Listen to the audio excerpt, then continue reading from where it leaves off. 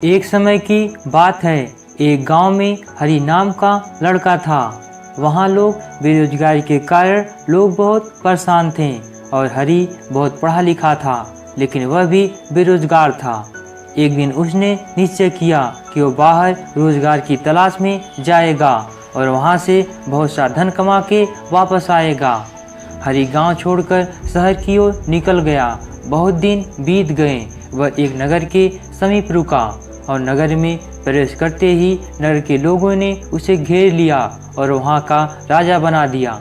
ये सब देखकर हरी बहुत आश्चर्यचकित हुआ और आखिर उसके साथ यह क्या हो रहा है और ये लोग कौन हैं जो मुझे अपना राजा समझ रहे हैं।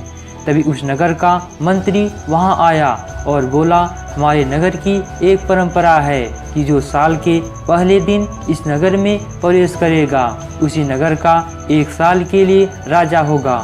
तभी हरी ने कहा, एक साल के लिए क्यों? तब मंत्री ने कहा, एक साल बाद हम सभी लोग राजा को वन में छोड़ देते हैं। ये सुनकर हरी विचार करने लगा, आखिर इससे कैसे बचा जाए, क्योंकि जंगल बहुत ही घना था और उसमें हिंसक जानवर रहते थे और भेजे गए सभी राजाओं का शिकार करते थे। हरी ने मंत्री से कहा कि मैं राजपाट के बारे में कुछ नहीं जानता हूँ। तो मंत्री ने कहा, मैं आपकी मदद करूँगा। कुछ दिनों बाद हरी ने मंत्री से कहा कि मैं इस नगर का राजा हूँ और जो मैं कहूँगा वो होगा।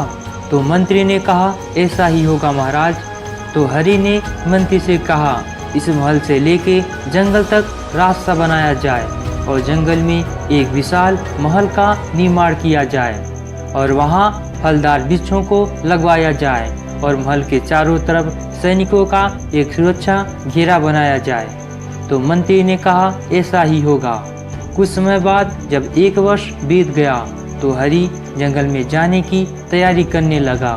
तो मंत्री ने कहा, राजन आप कहाँ जा रहे हो? तो हरी ने कहा, जंगल में।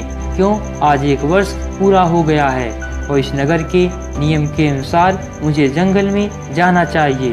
तो मंत्री ने कहा, राजन आप जंगल में जाने वाले सभी राजाओं से आप सबसे अलग हो और आप राजा बनने योग्य हो। तो हरी ने कहा, ऐसा क्यों? तो मंत्री ने कहा, इससे पहले जितने राजा इस नगर पर राज किए वे 1 वर्ष में केवल आनंद और भोग विलास में बिताया और आपने अपने भविष्य को ध्यान में रखते हुए आगे की सोची और आप इस परीक्षा में पास हुए हैं और आप हमेशा इस नगर के राजा हैं। और हमें एक दूरदर्शी और समझदार राजा की जरूरत थी जो अब पूरी हो गई है।